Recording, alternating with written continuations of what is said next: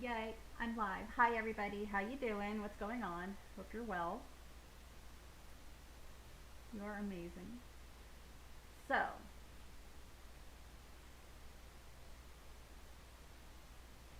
here's what my plan is.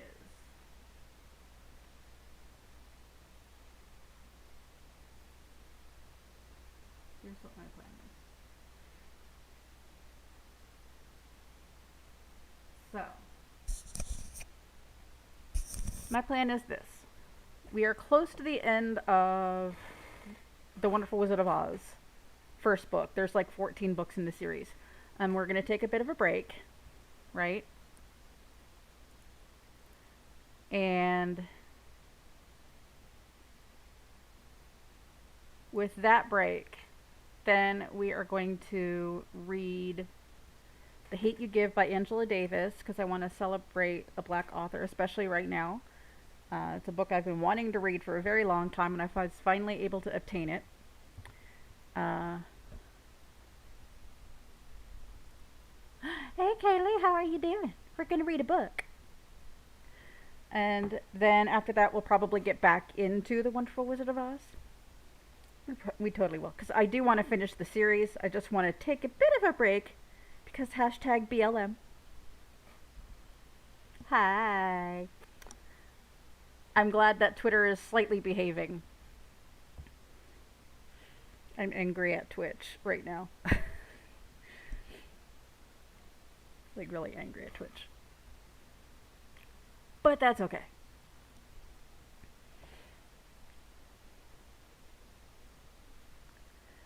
Only slightly. Well, it makes sense though. I mean, they're harboring sexual predators and they're not punishing them or banning their accounts, and things are still happening and people are getting harmed. Maybe I'm a little too close to it because I've had my issues with sexual predators, not on Twitch, but still. Um,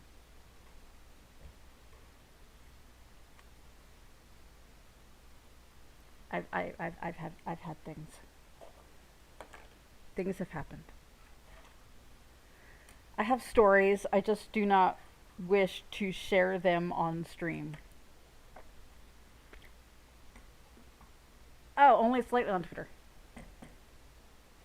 I was gonna say, I'm always slightly angry at everything, and the world is, the land is kind of slightly angry at me too.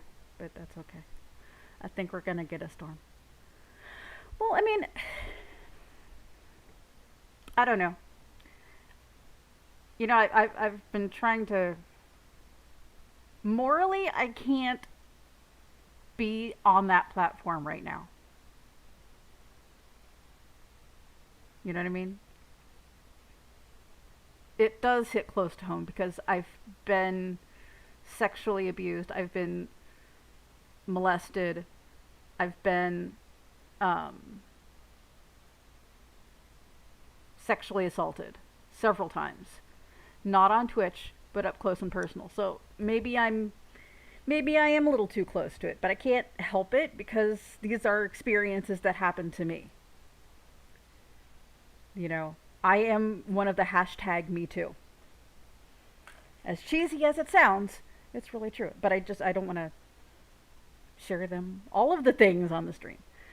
Um, and I've given them the benefit of the doubt. I've given them second and third chances. But, you know, I just recently realized how deep this goes on Twitch, and I'm like, you know what? Let's just not. You know? Let's just not. There are other platforms, and now Facebook swallowed up Mixer, so I can't go back there because I will not stream on Facebook. You can't pay me enough. And since nobody pays me, we're here. We're either here or on Discord. And I think here is a good place to lay down for a little bit. You know what I mean? I don't know. Whatever. Anyway, back to my audiobook narrator's voice. So yes, we're going to finish. I don't know, we're on chapter 19. We stopped at chapter 19. And then I think I'm hot. I get fired up and then I get hot. Yay. Fire. Dumpster fire. We need a dumpster fire. Dumpster fire. So, chapter 19. I swear, we're really reading a book today. But you know, a nice little chit chat in the beginning is always fun. It's good. Okay, so 19. Attacked by the fighting trees. The next morning, Dorothy kissed the pretty green girl goodbye, and they all shook hands with the soldier with the green whiskers who had walked with them as far as the gate. Oh, do you like my new background? It's that weird broken screen that I got that I'm trying to fix. But it's at the bottom, so you can't even tell. When the guardian of the gate saw them again, he wondered greatly that they could leave the beautiful city to get into new trouble. Thank you. It was cheap. But it's nice. I don't know, I feel better with that back there than seeing the rest of my house, you know? I haven't even painted my bedroom and I've lived here for 10 years. Well, 10 years coming July. We have to do something for that. It's a huge anniversary for me. Huge anniversary for me. Like, huge! Like, that's like 10 years out of my abusive marriage. 10 years here in my own happy little space. 10 years being happy. 10 years having proper treatment for my bipolar disorder and my anxiety. It's a lot of things because all of that happened when I moved here. Because I couldn't get that down in Maryland. But I have this here, so it's huge. It's huge! I like cake. I should get cake. Well, I do have to go to the pharmacy tomorrow. I don't know. Anyway. Self-care. Oh, my dog, my Monet is woofing in his sleep. Oh. You're going to hear it every now and then. Yep. He's having a dream. I wonder what he's dreaming about. It's cute. And he goes, yep. Hey. Thunder gods. That's kind of rude. I'm trying to read, but I'm not reading at the moment. When the guardian of the gate saw them again, he wondered greatly. They could leave the beautiful city to get into new trouble, but he at once unlocked their spectacles, which he put back into the green box and gave them many good wishes to carry with them. You are our new ruler, he said to the Scarecrow, so you must come back to us as soon as possible. I certainly shall if I am able, the Scarecrow replied, but I must help Dorothy get home first. As Dorothy bade the good-natured guardian a last farewell, she said, I have been very kindly treated in your lovely city, and everyone has been so good to me. I cannot tell you how grateful I am. Don't try, my dear, he answered. We should like to keep you with us, but if it is your wish to return to Kansas, I hope you will find a way. He then opened the gate of the outer wall, and they walked forth and started upon their journey. The sun shone brightly as our friends turned their faces toward the land of the south. They were all in the best of spirits, and laughed and chattered together. Dorothy was once more filled with the hope of getting home, and the Scarecrow and 10 woodmen were glad to be of use to her. As for the lion, he sniffed the fresh air with delight, and whisked his tail from side to side, in pure joy at being in the country again, while Toto ran around and chased the moths and butterflies, barking merrily all the time. City life does not agree with me at all, remarked the lion as they walked along at a brisk pace. I have lost much flesh since I lived there, and now I am anxious for a chance to show the other beasts how courageous I have grown. Thunder, rude. They now turned and took a last look at the Emerald City. All they could see was a mass of towers and steeples behind the green walls, and high above everything, the spires and the dome of the Palace of Oz. Oz was not such a bad wizard after all, said the Tin Woodman, as he felt his heart rattling around in his breast. He knew how to give me brains, and very good brains too, said the Scarecrow. If Oz had taken a dose of the same courage he gave me, added the Lion, he would have been a brave man. Dorothy said nothing. Oz had not kept the promise he made her, but he had done his best, so she forgave him. As he said, he was a good man, even if he was a bad wizard. The first day's journey was through the green fields and bright flowers that stretched around the Emerald City on every side. They slept that night on the grass, with nothing but the stars over them, and they rested very well indeed. I'm waiting to see if my dog's going to go hiding underneath the bed, because we have a bit of a storm happening. In the morning they traveled on until they came to a thick wood. There was no way of going around it, for it seemed to extend to the right, where am I from?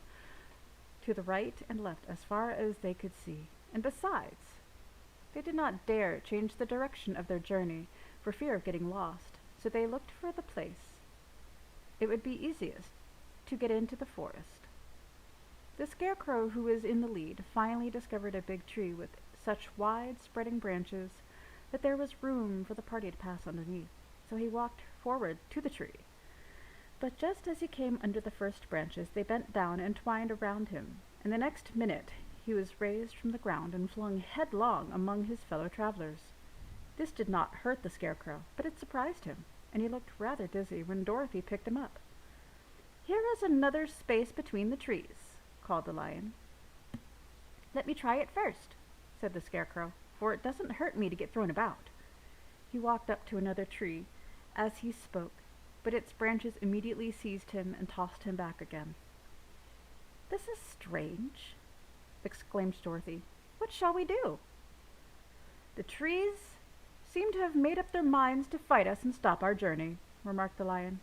"I believe I will try it myself," said the Woodman, and shouldered his axe. He marched up to the first tree that had handled the Scarecrow so roughly.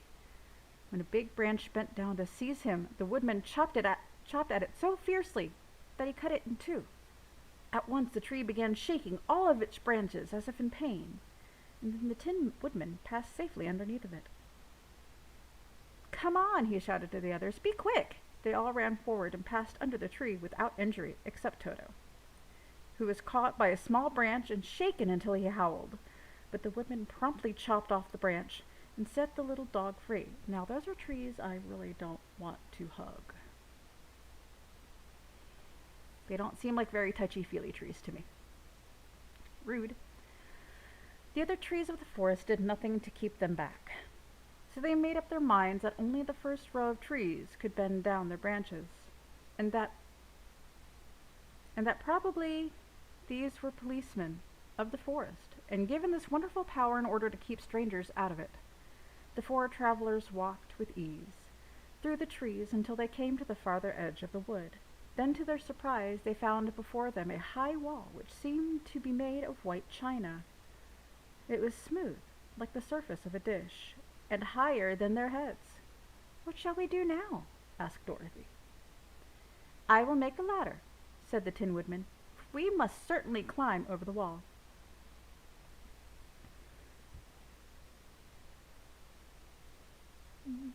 Yep. A bit of rain. We're going to have a spot of rain. Beverage break. Important. Even I don't read a client's book without a beverage. It's not good for the throat.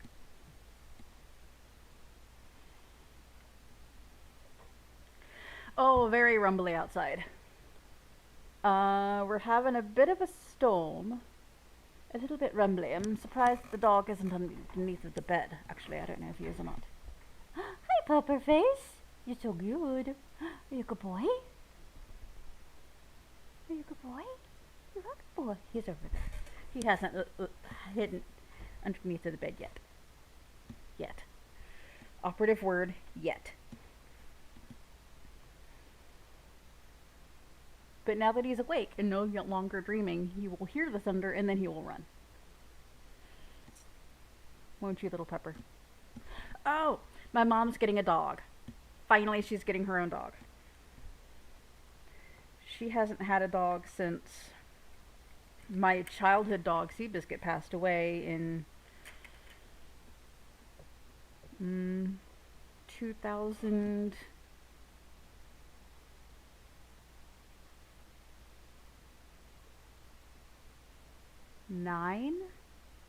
I think. I think she died. Let's see, my dad died '08 March. Seabiscuit lasted, I think, another year, but not very well. She was in kidney failure for a couple of years. But she was like 16 years old too, so she lived a very long, very loved life from the SPCA. So she was loved every single second of every single day. So, you know, she had a good long life. It sucked that it had to end the way it did. But I remember my brother calling me. I was living in Baltimore at the time, and I couldn't get down there. I think it was like my mom had gone to Ohio for Christmas, and I think it was Christmas Eve evening. It was like nighttime. And he called me and said I have to take Seabiscuit into the vet. She's not doing good. She can't even stand up now. So he had to go put her down, get her put down, to end her suffering on Christmas Eve. So, what can you do? I cried. It was horrible. But I'm glad she wasn't suffering, because she was suffering for a long time. But she kept going, so we kept fighting for her. But it was just the... Yeah, we think... Actually, Seabiscuit was fed IAMS, and during that time, IAMS was having a lot of problems with melamine in their food and other weird toxins that were causing kidney failure and liver failure, and this is the kind of stuff that was happening to Seabiscuit. And she was eating IAMS at that time. And I don't know. It's so yeah, it was sad. She was a good dog. But she had a long life and she was very well loved. And we were very lucky to have her for that long. She was a Basenji mix, probably with some Beagle and some Pointer, I think. But definitely Basenji, because she didn't really bark. She more like yodeled, kind of like Monet does. But Monet is a Lhasa Apso, so I don't know what his excuse is.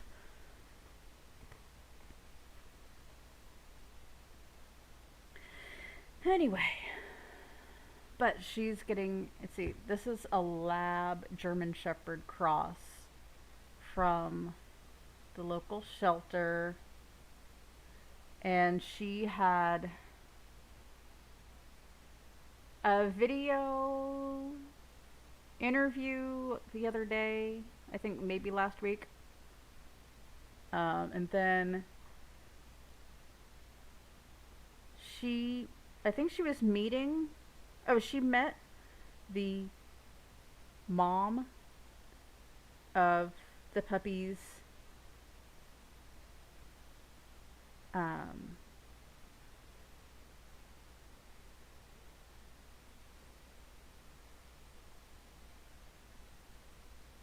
and who was still at the shelter. They were in, the whole family, the pod was in foster, but the mom is with the foster. I think the foster family has adopted her fully, but you know, the puppies, you know, through the shelter were adopted out while they were in foster.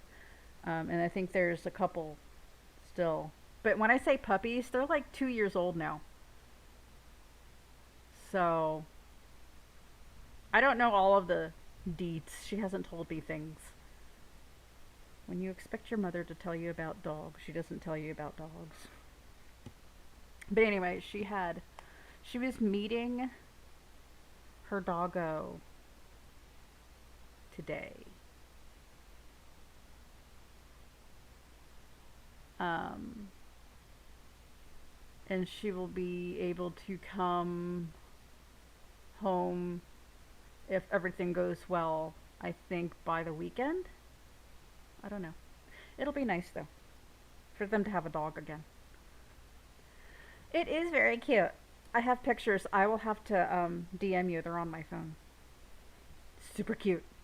Also, my mom is adorable, so. And anyone who says otherwise, them's fighting words. Period. Period. Chapter 20, The Dainty China Country. I'm not reading in an English accent. P. Frog would be pleased because I'm not speaking in British.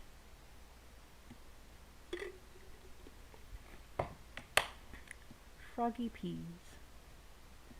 But I almost have enough to pay for her spiel about Robin Hood.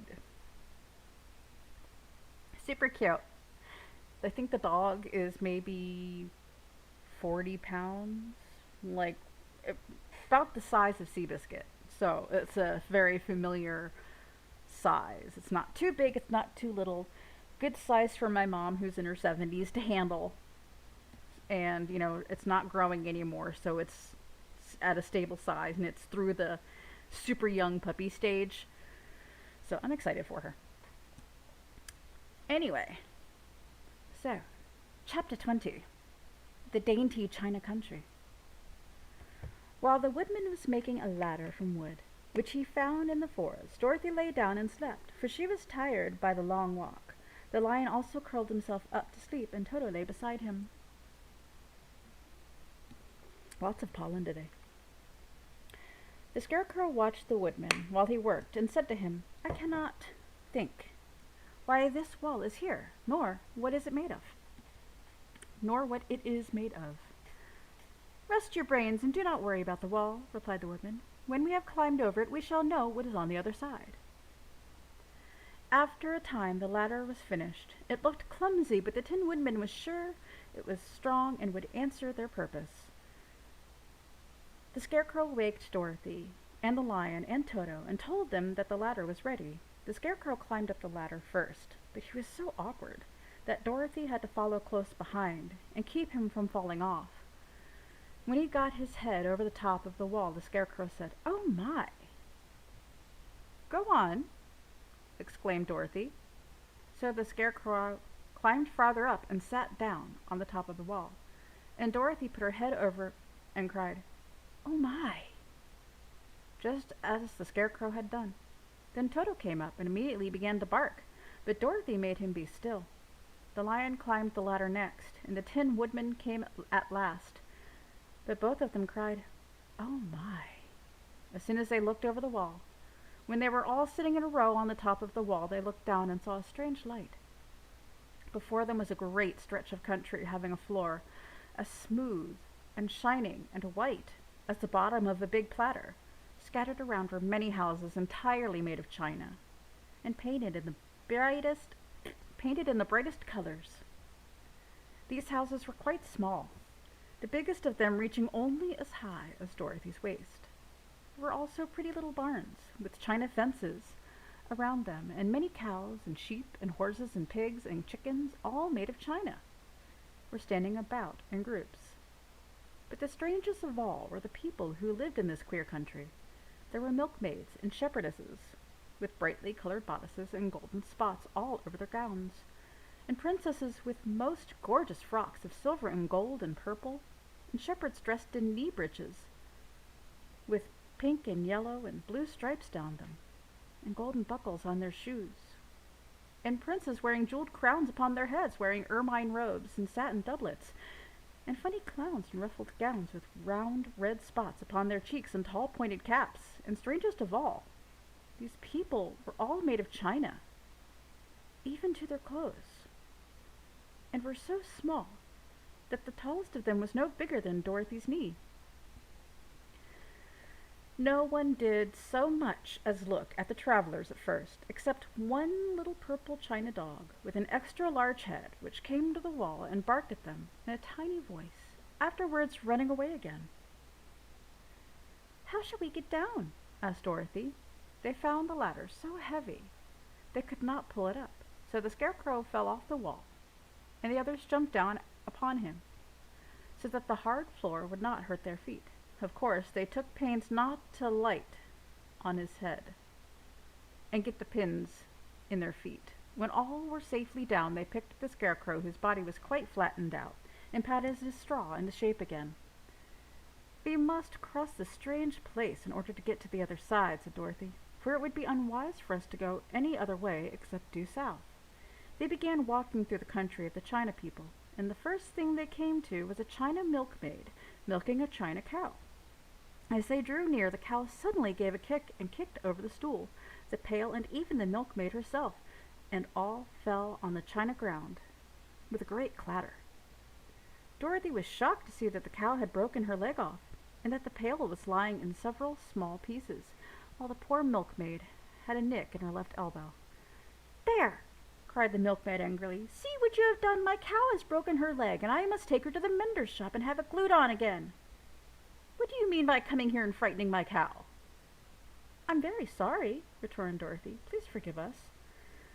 But the pretty milkmaid was much too vexed to make any answer. She picked the legs sulkily and led her cow away, the poor animal limping up on 3 legs, and she left them. As she left them, the milkmaid cast many reproachful glances over her shoulder at the clumsy strangers, holding her nicked elbow close to her side.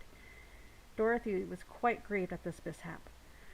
"We must be very careful here," said the kind-hearted woodman, "or we may hurt these pretty little people, so they will never get over it. Blah, blah, blah. Why are words hard today? Human words. Don't like them. A little farther on, Dorothy met a most beautifully dressed young princess, who stopped short as she saw the strangers and started to run away. Dorothy wanted to see more of the princess, so she ran after her, but the China girl cried out, "Don't chase me! Don't chase me!" She had such a frightened little voice that Dorothy stopped and said, "Why not?" "Because," said the princess, also stopping a safe distance away, "if I run, I may fall down and break myself." "But could you not be mended?" asked the girl. "Oh, yes, but one is never so pretty after being mended, you know," replied the princess. "I suppose not," said Dorothy. "Now, there is Mr. Joker, one of our clowns," continued the China lady, "who is always trying to stand upon his head. He has broken himself so often that he is mended in 100 places and doesn't look at all pretty. Here he comes now, so you can see for yourself." Indeed, a jolly little clown came walking toward them, and Dorothy could see that in spite of his pretty clothes of red and yellow and green, he was completely covered with cracks, running every which way and showing plainly that he had been mended in many places. The clown put his hands in his pockets, and after puffing out his cheeks and nodding his head at them saucily, he said, "My fair lady, why do you stare at poor old Mr. Joker? You're quite as stiff and prim as if you'd eaten up a poker." "Be quiet, sir," said the princess. "Can't you see these are strangers, and should be treated with respect?" "Well, that's respect, I expect," declared the clown, and immediately stood upon his head.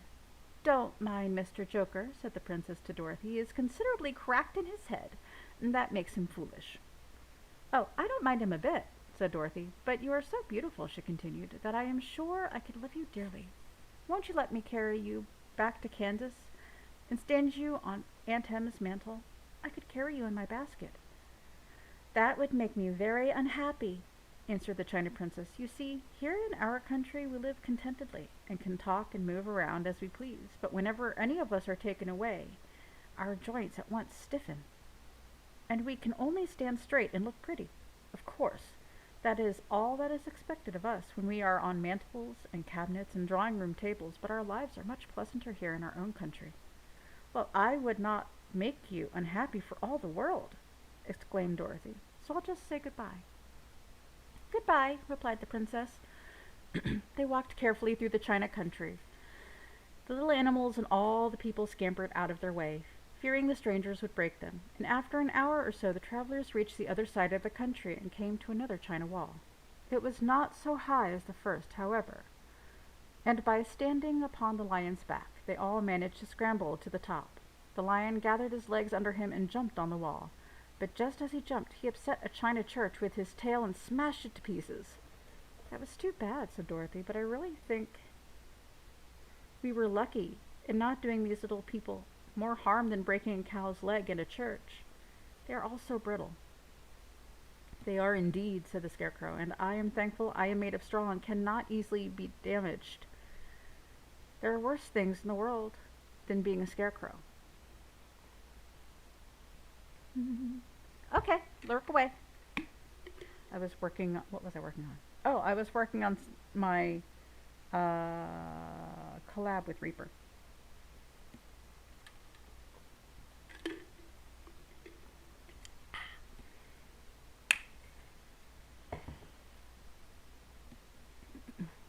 Chapter 21. The lion becomes the king of beasts. After climbing down from the China wall, the travelers found themselves in a disagreeable country full of bogs and marshes and covered with tall, rank grass. It was difficult to walk without falling into muddy holes, for the grass was so thick that it hid them from the sight. However, by carefully picking their way, they got safely along until they reached solid ground. But here the country seemed wilder than ever, and after a long, tiresome walk through the underbrush, they entered another forest, where the trees were bigger and older than any they had ever seen. This forest is perfectly delightful, declared the lion, looking around him with joy. Never have I ever seen a more beautiful place. It seems gloomy, said the Scarecrow. Not a bit of it, answered the lion. I should like to live here all my life. See how soft the dried leaves are under your feet, and how rich the green moss is that clings to these old trees. Surely no wild beast could wish a pleasanter home. Perhaps there are wild beasts in the forest now, said Dorothy. I suppose there are, returned the lion, but I do not see any of them about. They walked through the forest until it became too dark to go any further.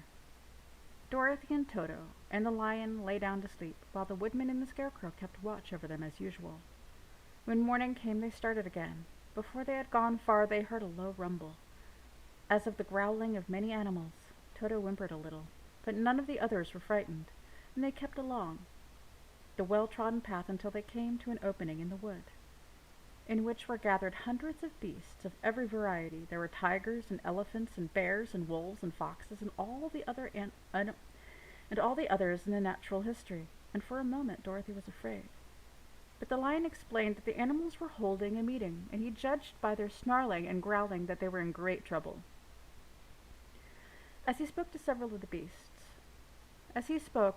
beasts caught sight of him, and at once the great assemblage hushed, as if by magic. The biggest of the tigers came up to the lion and bowed and said, "Welcome, O King of Beasts. You have come in good time to fight our enemy, and bring peace to all animals of the forest once more."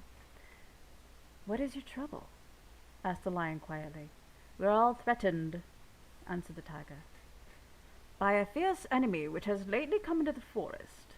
It is a most tremendous monster, like a great spider, with a big body as big as an elephant, and legs as long as a tree trunk. It has 8 of those long legs, and as a monster crawls through the forest, he seizes an animal with a leg and drags it to his mouth, where he eats it as a spider does a fly.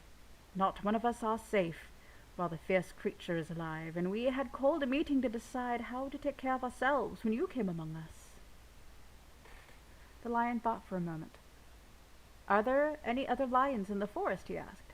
"No, there were none, but there were some, but the monster has eaten them all, and besides, there were none of them nearly so large and as brave as you." "If I put an end to your enemy, will you bow down to me and obey me as the king of the forest?" inquired the lion. "We will do that gladly," returned the tiger, and all the other beasts roared with a mighty roar. "We will." "Where is this great spider of yours now?" asked the lion. "Yonder among the oak trees," said the tiger, pointing with his forefoot. "Take care of these friends of mine," said the lion, "and I will go at once to fight the monster." He bade his comrades goodbye and marched proudly away to do battle with the enemy. The great spider was lying asleep when the lion found him. and it looked so ugly that its foe turned up his nose in disgust. Its legs were quite as long as the tiger has said, and its body covered with coarse black hair, and it had a great mouth, with a row of sharp teeth, a foot long, but its head was joined to its pudgy body by a neck as slender as a wasp's waist.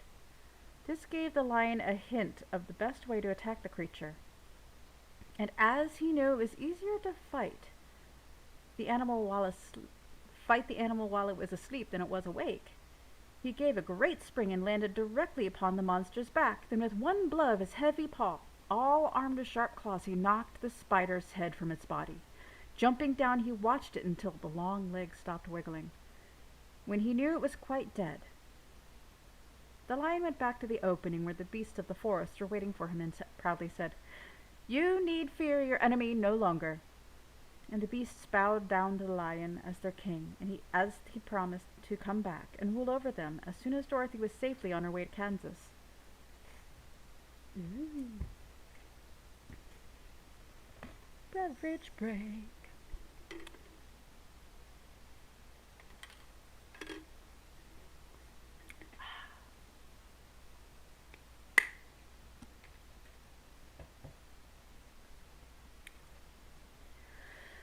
The four travelers passed through the rest of the forest in safety, while being in Chapter 22, the country of the Quadlings. And when they came out from its gloom, saw before them a steep hill, covered from the top to the bottom with great pieces of rock. "That will be a hard climb," said the Scarecrow, "but we must get over the hill, nevertheless." So he led the way, and the others followed. They had nearly reached the first rock when they heard a rough voice cry out, "Keep back!" "Who are you?" asked the Scarecrow. Then the head showed itself over the rock, and the same voice said, "This hill belongs to us, and we don't allow anyone to cross it." "But we must cross it," said the Scarecrow. "We're going to the country of the Quadlings."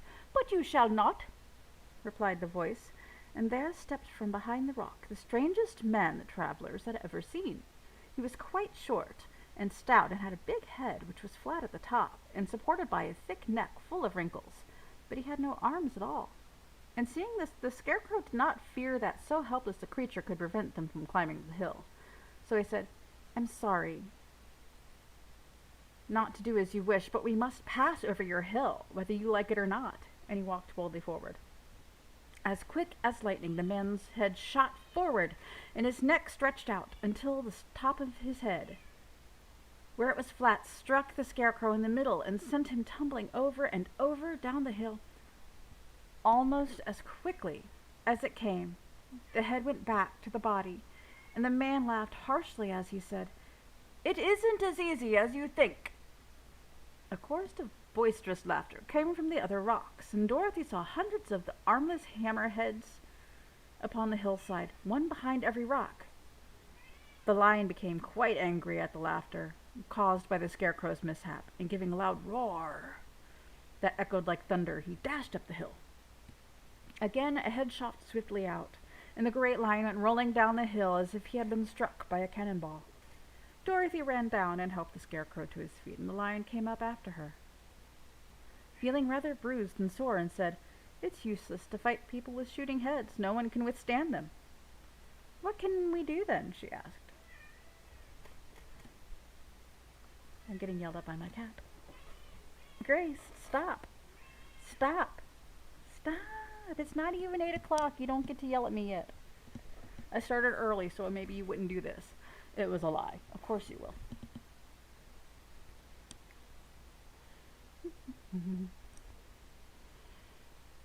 "Call the winged monkeys," suggested the Tin Woodman. "You still have the right to command them once more." "Very well," she answered, and putting the golden cap, she uttered the magic words. The monkeys were as prompt as ever, and in a few moments the entire band stood before her. What are your commands?" inquired the king of the monkeys, bowing low. "Carry us over the hill to the country of the Quadlings," answered the girl. "It shall be done," said the king, and at once the winged monkeys caught the four travelers and Toto up in their arms and flew away with them.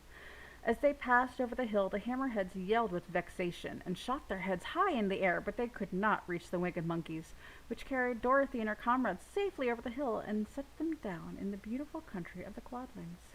This is the last time you can summon us, said the leader to Dorothy. So goodbye and good luck to you. Goodbye. And thank you very much, returned the girl, and the monkeys rose into the air and were out of sight in a twinkling. The country of the Quadlings seemed rich and happy.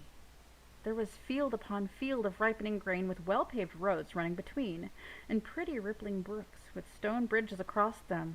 The fences and houses and bridges were all painted bright red, just as they had been painted yellow in the country of the Winkies, and blue in the country of the Munchkins.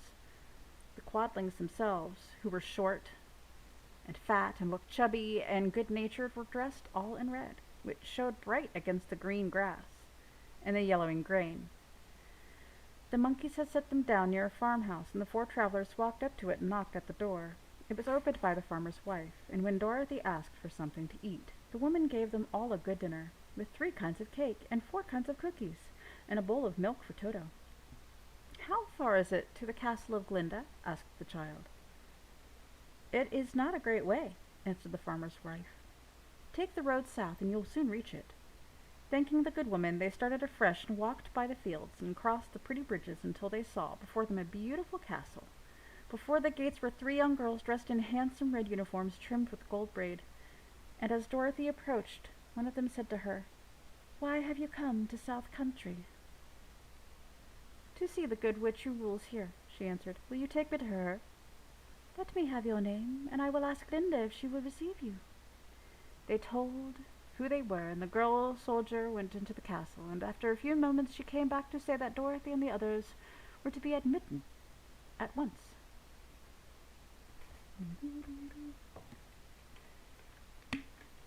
"23. Glinda the Good Witch grants Dorothy's wish."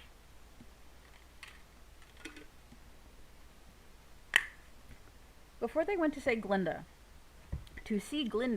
however, they were taken to a room of the castle where Dorothy washed her face and combed her hair. The lion shook the dust out of his mane. The Scarecrow patted himself into his best shape, and the Woodman polished his tin and oiled his joints. When they were all quite presentable, they followed the soldier girl into a big room where the witch Glinda sat upon a throne of rubies. She was both beautiful and young to their eyes. Her hair was a rich red color and fell in flowing ringlets over her shoulders. Her dress was pure white, but her eyes were blue, and they looked kindly upon the little girl. "What can I do for you, my child?" she asked. Dorothy told the witch all her story, how the cyclone had brought her to the land of Oz, how she had found her companions, and of the wonderful adventures they had met with. "My greatest wish now," she added, "is to get back to Kansas, for Aunt Em will surely think something dreadful had happened to me, and that will make her put on mourning, and unless the crops are better this year than they were the last, I am sure Uncle Henry cannot afford it." Glinda leaned forward and kissed the sweet, upturned face of the loving little girl. "Bless your heart, dear," she said. "I am sure I can tell you of a way to get back to Kansas." Then she added, "But if I do, you must give me the golden cap." "Willingly," exclaimed Dorothy. "Indeed, it is of no use to me now, and when you have it, you can command the wicked monkeys 3 times. "And I think I shall need their service just those 3 times," answered Glinda, smiling. Dorothy then gave her the golden cap, and the witch said to the Scarecrow, "What will you do when Dorothy has left us?" "I will return to the Emerald City," he replied, "for Oz has made me its ruler, and the people like me. The only thing that worries me is how to cross the hill of the Hammerheads." "By means of the golden cap, I shall command the winged monkeys to carry you to the gates of the Emerald City," said Glinda, "for it would be a shame to deprive the people of so wonderful a ruler." "Am I really wonderful?" asked the Scarecrow. "You are unusual," replied Glinda. Turning to the Tin Woodman, she asked, "What will become of you when Dorothy leaves this country?" He leaned on his axe and thought a moment. Then he said, "The Winkies were very kind to me, and wanted me to rule over them after the Wicked Witch died. I am fond of the Winkies, and if I could get back again to the country of the West, I should like nothing better than to rule over them forever." "My second command to the winged monkeys," said Glinda, "will be that they carry you safely to the land of the Winkies. Your brain may not be so large to look at as those of the Scarecrow, but you are really brighter than he is when you are all polished, and I am sure you will rule the Winkies wisely and well." Then the witch looked at the big shaggy lion and asked, "When Dorothy has returned to her home, what will become of you?" "Over the hill of the Hammerheads," he answered, "lies a grand old forest, and all the beasts that live there have made me their king. If I could only get back to this forest, I would pass my life very happily there." "My third command to the Winged Monkeys," said Glinda, "shall be to carry you to the forest. Then, having used up the powers of the Golden Cap, I shall give it to the King of the Monkeys, that he and his band may thereafter be free forevermore." The Scarecrow and the Tin Woodman and the Lion now thanked the good witch earnestly for her kindness, and Dorothy exclaimed, "You are certainly as good as you are beautiful, but you have not yet told me how to get back to Kansas." "Your silver shoes will carry you over the desert," replied Glinda. "If you had known their power, you could have gone back to your Aunt Em the very first day you came to this country." "But then I should not have had my wonderful brains," cried the Scarecrow. "I might have passed my whole life in the farmer's cornfield."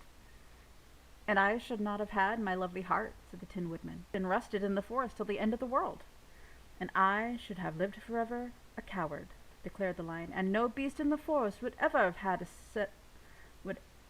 had a good word to say for me." "This is all true," said Dorothy, "and I am glad I was of use to these friends, but now that each of them has had what he most desired, and each is happy in having a kingdom to rule besides, I think I should like to go back to Kansas." "These silver shoes," said the good witch, "have wonderful powers, and one of the most curious things about them is that they carry you to any place in the world in 3 steps. Each step will be made in the wink of an eye. All you have to do is to knock the heels together 3 times and command the shoes to carry you wherever you wish to go." "If that is so," said the child joyfully, "I will ask them to carry me back to Kansas at once." She threw her arms around the Lion's neck and kissed him, patting his big head tenderly. Then she kissed the Tin Woodman, who was weeping in a way most dangerous to his joints. But she hugged the soft body of the Scarecrow in her arms instead of kissing his painted face. She found she was crying herself at the sorrowful parting from her loving comrades. Glinda the Good stepped down from her ruby throne to give the little girl a goodbye kiss, and Dorothy thanked her for all the kindness she had shown to her friends and herself. Dorothy now took Toto up solemnly in her arms, and having said one last goodbye, she clapped the heels of her shoes together 3 times, saying, "Take me home to Aunt Em." Instantly she was whirled through the air so swiftly that all she could see or feel was the wind whistling past her ears. The silver shoes took but 3 steps, and then she stopped so suddenly that she rolled over upon the grass several times before she knew where she was. At length, however, she sat up and looked about her. "Good gracious!" she cried, for she was sitting on the broad Kansas prairie, and just before her was the new farmhouse Uncle Henry built after the cyclone had carried away the old one. Uncle Henry was milking the cows in the barnyard, and Toto had jumped out of her arms and was running toward the barn, barking furiously. Dorothy stood up and found she was in her stocking feet, for the silver shoes had fallen off in her flight through the air and were lost forever in the desert. 24. Home again. Aunt Em had just come out of the house to water the cabbages when she looked up and saw Dorothy running toward her. "My darling child!" she cried, folding the little girl in her arms and covering her face with kisses. "Where in the world did you come from?" "From the land of Oz," said Dorothy gravely. "And here is Toto, too. And oh, Aunt Em, I'm so glad to be at home again." Yay. The book after that would be The Marvelous Land of Oz, which we will get to after we spend some time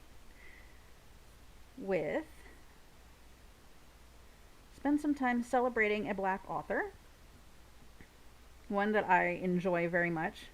But this book that I will be reading next was not one that I have read by her, Angie Thomas.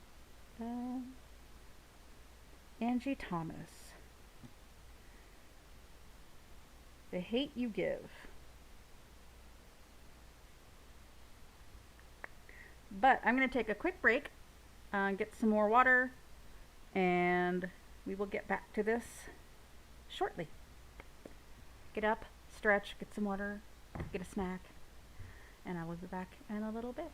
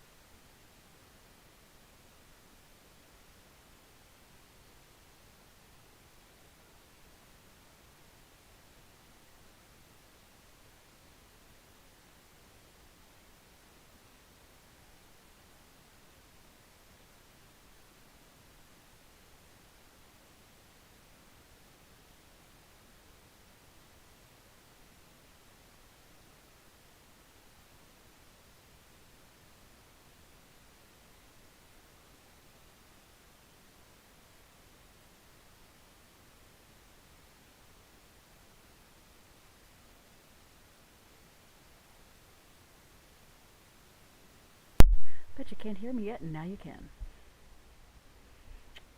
I got some more liquid refreshment, and I'll put my hair up because it was being annoying, and I'm not gonna sneeze. Yes, I am. Hold on.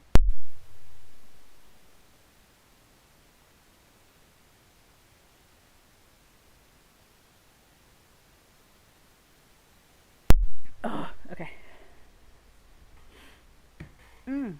Sneeze-tastic. I do not have the COVID. I don't have the Rona. I have allergies. I am allergic to the air that I breathe and the ground that I walk on, and sometimes the food that I eat. But anyway, I am back. We are going to begin The Hate You Give by Angie Thomas. Yeah. Bowser and Bray, an imprint of HarperCollins Publishers. Dedication. For Grandma who showed me there can be light in the darkness. Part 1.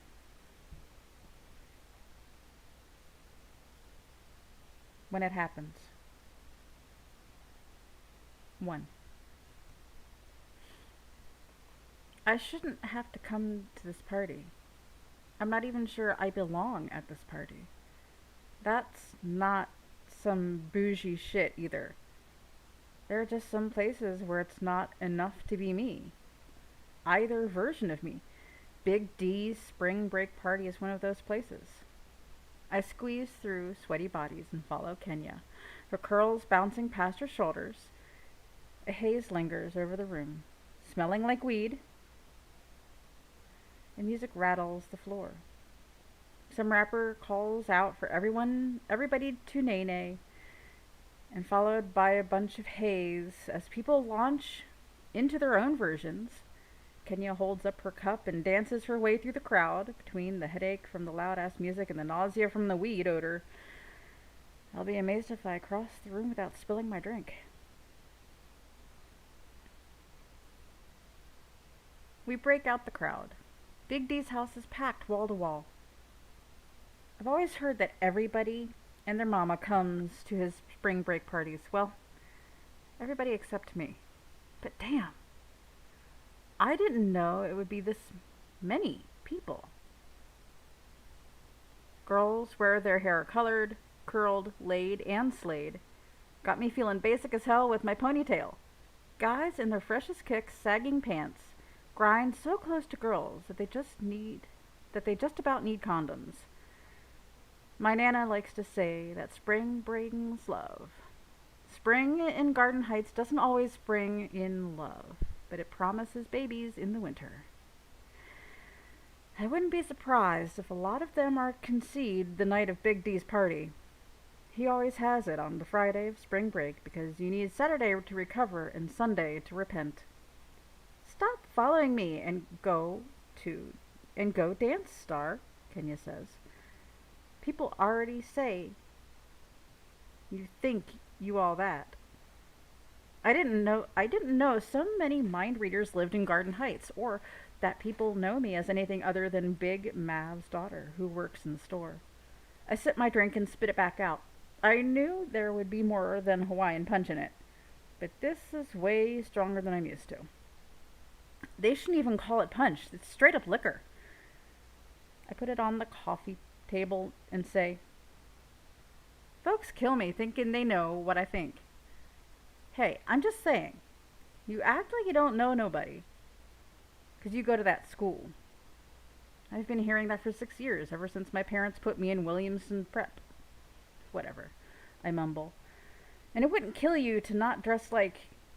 She turns up her nose as she looks from my sneakers to my oversized hoodie. That. Ain't that my brother's hoodie? Our brother's hoodie. Kenya and I share an older brother, 7. But she and I aren't related. Her mama is 7's mama, and my dad is 7's daddy. Crazy, I know. Yeah, it is. Figures. You know what else people saying too? Got folks thinking that you're my girlfriend. Do I look like I care what people think? No, and that's the problem. Whatever. If I'd known following her to this party meant she'd be on some extreme makeover Star Edition mess, I would have stayed home and watched Fresh Prince reruns. My Jordans are comfortable, and damn, they're new. That's more than some people can say. The hoodie's way too big, but I like it that way. Plus, if I pull it over my nose, I can't smell the weed. Well, I ain't babysitting you all night, so you better do something, Kenya says, and she scopes the room. Kenya could be a model, if I'm completely honest. She got flawless dark brown skin. I don't think she ever gets a pimple. Slanted brown eyes and long eyelashes that aren't store-bought. She's the perfect height for modeling, too, but a little thicker than those toothpicks on the runway. She never wears the same outfit twice. Her daddy, King, makes sure of that. Kenya is the only person I hang out with in Garden Heights. It's hard to make friends when you go to a school that's 45 minutes away, and you're a latchkey kid who's only seen at her family's store. It's easy to hang out with Kenya because of our connection to Seven. She's messy as hell sometimes, though. Always fighting somebody and quick to say her daddy will whoop somebody's ass. Yeah, it's true. But I wish she'd stop picking fights so she can use her trump card. Hell, I could use mine too. Everybody knows that you don't mess with my dad, Big Mav, and you definitely don't mess with his kids. Still, you don't see me going around starting shit.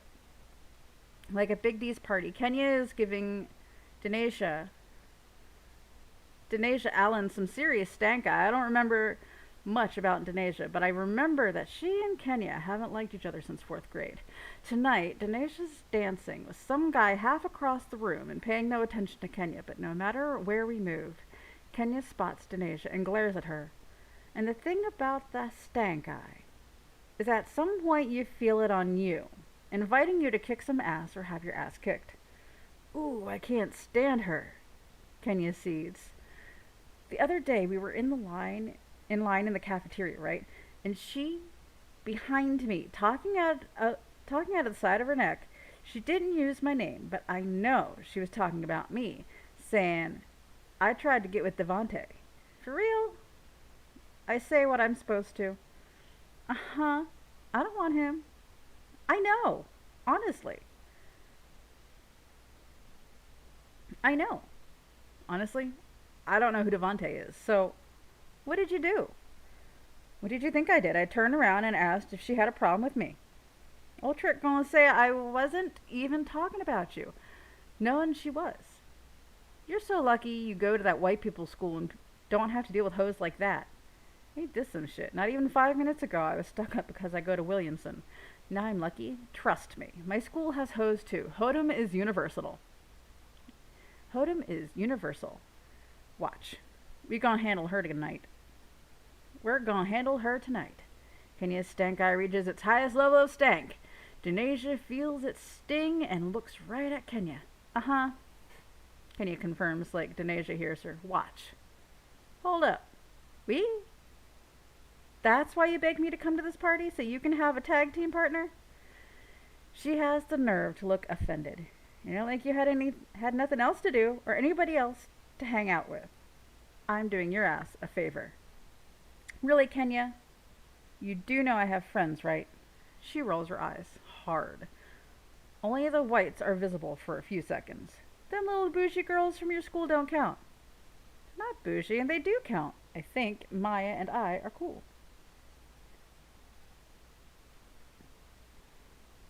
They're not bougie, and they do count. I think Maya and I are cool. Not sure what's up with me and Haley lately. And honestly, if pulling me into a fight is your way of helping my social life, I'm good. God damn, it's always some drama with you. Please, Star? She stretches the please extra long. Too long. This is what I'm thinking. We wait until she gets away from Devante, right? And then we... My phone vibrates against my thigh and I glance at the screen. Since I've ignored his calls, Chris texts me instead. Can we talk? I didn't mean for it to go like that. Of course he didn't. He meant for it to go a whole different way yesterday, which is the problem. I slipped the phone in my pocket. I'm not sure what I want to say, but I'd rather deal with him later. Kenya! Somebody shouts. This big, light-skinned girl with bone-straight hair moves through the crowd towards us. A tall boy with black and blonde fro, with a black and blonde frohawk follows her. They both give Kenya hugs and talk about how cute she looks. I'm not even here. Why you ain't telling me you was coming? The girl says and sticks her thumb in her mouth. She's got an overbite from doing that, too. You could have rode with us. Nah, girl, I had to go get Star, Kenya says. We walked here together. That's when they notice me, standing not even half a foot from Kenya. The guy squints as he gives me a quick once-over. He frowns for a hot second, but I notice it. Ain't you Big Mav's daughter who worked in the store? See? People act like that's the name on my birth certificate. Yeah, that's me. Oh, the girl says. I knew you looked familiar. We were in 3rd grade together. Miss Bridges' class? I sat behind you. Oh. I know this is the moment I'm supposed to remember her, but I don't. I guess Kenny was right. I really don't know anybody. Their faces are familiar, but you don't get names and life stories when you bag in folks' groceries. Girl, quit lying, the guy says. You know you don't know her ass. Why always lying, Kenya? Why always lying? Kenya and the girls sing together. The guy joins in, and they all bust out laughing. Bianca and Chance, be nice, Kenya says. This Star's first party. Her folks don't let her go nowhere. I cut her a side eye. I go to parties, Kenya. Have y'all seen her at any parties around here? Kenya asks them. Nope. Point made. And before you say it, little lame white kids' suburb parties don't count. Chance and Bianca snicker. Damn, I wish this hoodie could swallow me up whole. Could swallow me up somehow. I bet they be doing Molly and shit, don't they? Chance asks me. Kids love popping pills.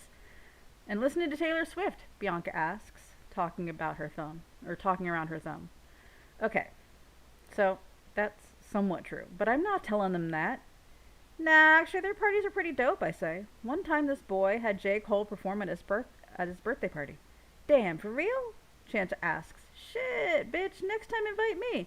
I'll party with them white kids. Anyway, Kenya says loudly, we were talking about running up on Denasia. Bitch over there dancing with Devante. Oh, trick, Bianca says. You know she been running her mouth about you, right? I was in Mr. Donald's class last week, then Aaliyah told me. Chance rolls his eyes. Ugh, Mr. Donald. You just mad he threw you out, Kenya says. Hell yes. Anyway, Aaliyah told me, Bianca begins. I get lost again as classmates and teachers that I don't know are discussed. I can't say anything. Doesn't matter, though. I'm invisible. I feel like that a lot around here. In the middle of them complaining about Denasia and their teachers, Kenya says something about getting another drink, and the three of them walk off without me. Suddenly, I'm Eve in the garden, after she ate the fruit. It's like I realize I'm naked. I'm by myself at a party I'm not even supposed to be at, where I barely know anybody, and the person I do know just left me hanging. Kenya begged me to come to this party for weeks.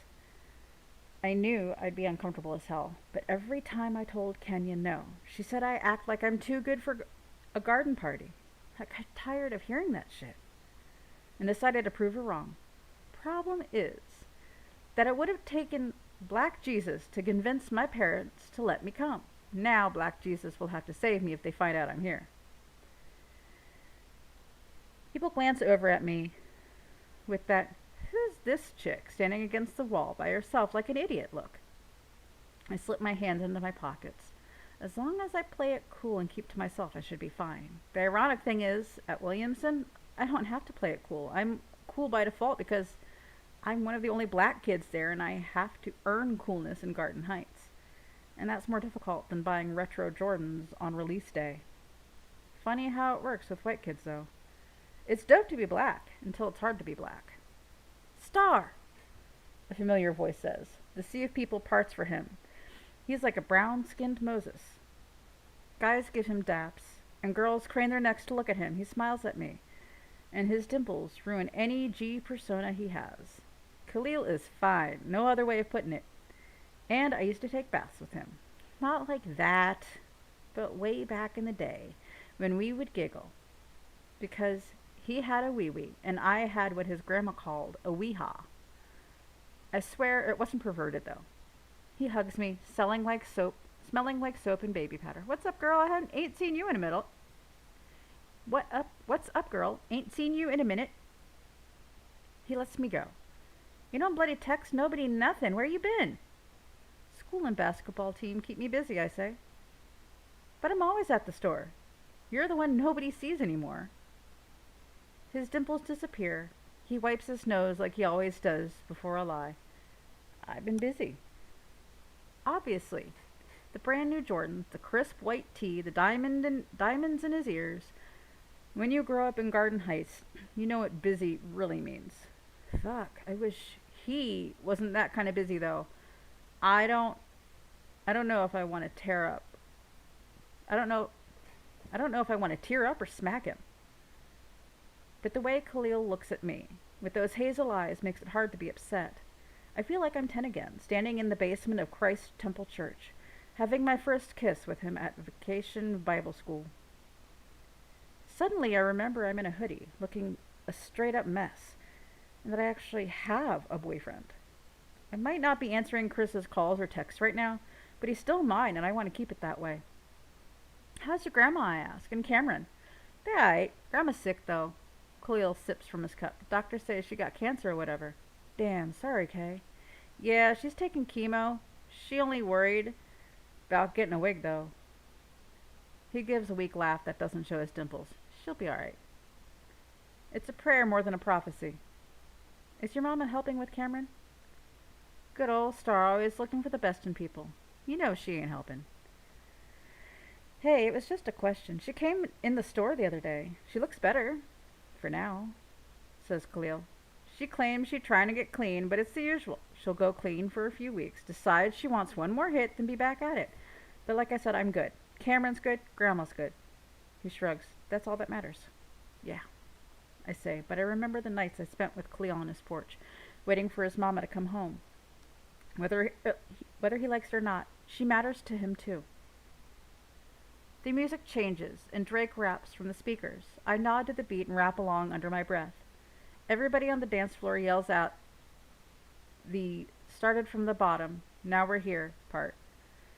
Some days we are at the bottom in Garden Heights, but we still share the feeling that, damn, it could be worse. Khalil's watching me. A smile tries to form on his lips, but he shakes his head. Can't believe you still love whiny-ass Drake.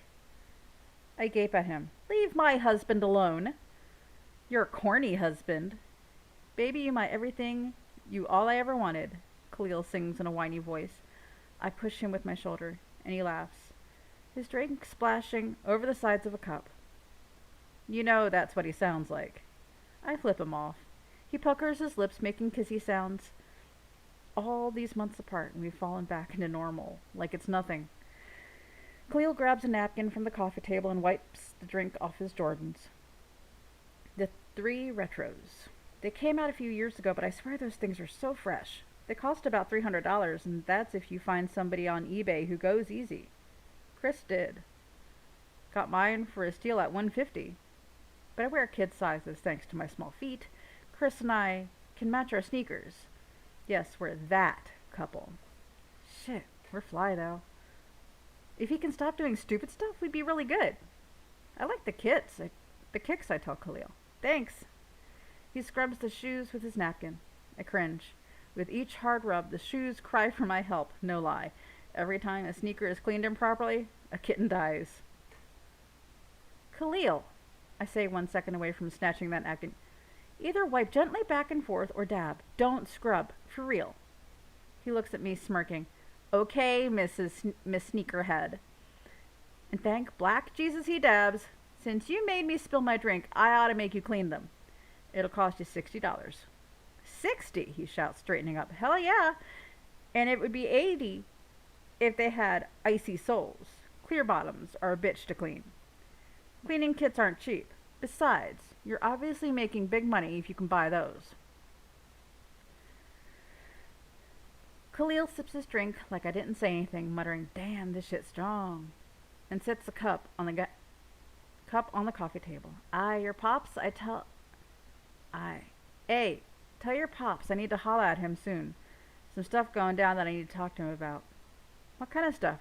Grown folks business. Yeah, 'cause you're grown. 5 months, 2 weeks, and 3 days older than you. He winks. I ain't forgot. A commotion stirs in the middle of the dance floor. Voices argue louder than the music. Cuss words fly left and right. My first thought, Kenya walked up to Denasia, like she promised. But the voices are deeper than theirs. Pop! A shot rings out. I duck. Pop! A second shot. The crowd stampedes towards the door, which leads to more cussing and fighting since it's impossible for everybody to get out in one piece. Khalil grabs my hand. Come on! There are way too many people and way too much curly hair for me to catch a glimpse of Kenya. But, Kenya! Forget her, let's go! He pulls me through the crowd, shoving people out of our way and stepping on shoes. That alone could get us some bullets. I look for Kenya among the panicked faces, but still no sign of her. I don't try to see who got shot or who did it. You can't snitch if you don't know anything. Cars sped away outside, and people run into the night in any direction where shots aren't firing off. Khalil leads me to a Chevy Impala parked under a dim street light. He pushes me in through the driver's side, and I climb into the passenger seat. We screech off, leaving chaos in the rearview mirror. Always some shit, he mumbles. Can't have a party without somebody getting shot. He sounds like my parents. That's exactly why they don't let me go nowhere, as Kenya puts it. At least not around Garden Heights. I send Kenya a text, hoping she's all right. That those bullets were meant for her, but bullets go where they want to go. Kenya texts back kind of quick. I'm fine. I see that bitch, though, about to handle her ass. Where are you at? Is this chick for real? We just ran for our lives, and she's ready to fight. I don't even answer that dumb shit. Khalil's Impala is nice. Not all flashy like some guys' cars. I didn't see any rims before I got in, and the front of his seat has cracks in the leather. But the interior is a tacky lime green, so it's been customized at some point. I picked at a crack in the seat. Who do you think got shot? Khalil gets his hairbrush out of the compartment on the door. Probably a king lord, he says, brushing the sides of his fade. Some garden disciples came in when I got there. Something was bound to pop off. I nod. Garden Heights has been a battlefield for the past 2 months over some stupid territory wars.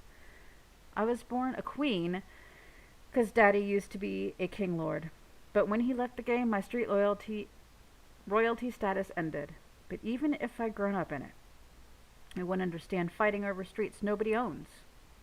Khalil drops the brush in the door and cranks up his stereo, blasting an old rap song Daddy has played 1,000,000 times. I frown. Why you always listening to that old stuff? Man, get out of here. Tupac was the truth. Yeah, 20 years ago. Nah, even now, like, check this. He points at me, which means he's about to go into one of his Khalil philosophical moments. Pac said thug life stood for the hate you give little infants fucks everybody. I raise my eyebrows. What? Listen, the hate you, the letter U, give little infants fucks everybody. Thug life, meaning what society give us as youth. It bites them in the ass when we wild. Get it? Damn. Yeah. See? Told you he was relevant. He nods at the beat and raps along. But now I'm wondering what he's doing to fuck everybody. As much as I think I know, I hope I'm wrong. I need to hear it from him. So, why have you really been busy? I ask. A few months ago, Daddy said you quit the store. I haven't seen you since. He scoots closer to the steering wheel. Where do you want me to take you? Your house or the store? Khalil. Your house or the store? If you're selling that stuff, mind your business, Star. Don't worry about me. I'm doing what I gotta do. Bullshit. You know my dad would help you out. He wipes his nose before his lie. I don't need help from nobody, okay? And that little minimum wage job your pops gave me didn't make nothing happen. I got tired of choosing between lights and food. I thought your grandma was working. She was. When she got sick, them clowns at the hospital claimed they'd work with her. 2 months later, she wasn't pulling her load on the job because When you're going through chemo, you can't pull big ass garbage bins around. They fired her. He shakes his head. Funny, huh? The hospital fired her because she was sick.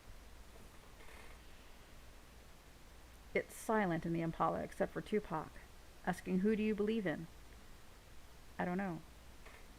My phone vibrates again. Probably either Chris asking for forgiveness or Kenya asking for backup against Inasia.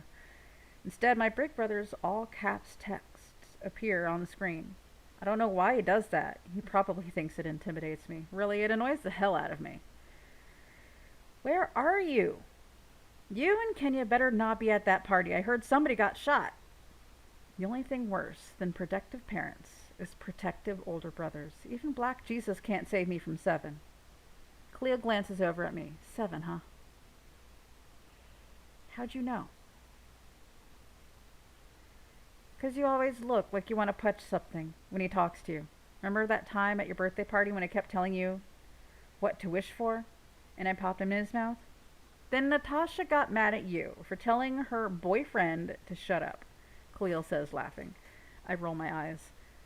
She got on my nerves with that crush on 7. Half the time, I thought she just came over to see him. Nah, it was because you had the Harry Potter movies.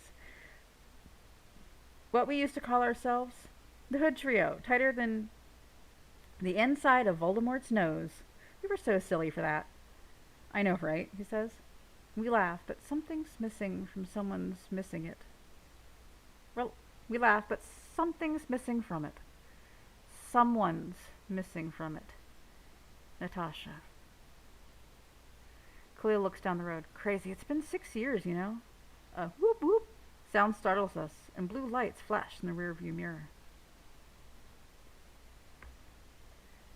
We will begin next Monday on Chapter 2 of Part 1.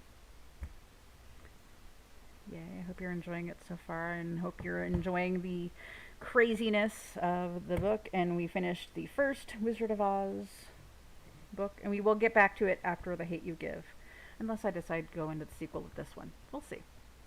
I don't know. Anyway, have a wonderful evening, everyone. I will be back here on YouTube. I will be doing YouTube Monday through Friday, my usual normal stuff. Tuesday, Wednesday, Thursday will be Sims. I don't know exactly what we're going to do, but I'll put polls up on Twitter at Siminary Studios. Can't miss it. Same thing as here. And figure out what you guys want to do. Maybe we can start playing some other games again. I still have Garden Paws. I have all the stuff that we used to play. Still. I might have lost some saves, but we can start new ones. No one's saying we can't start new ones. I have.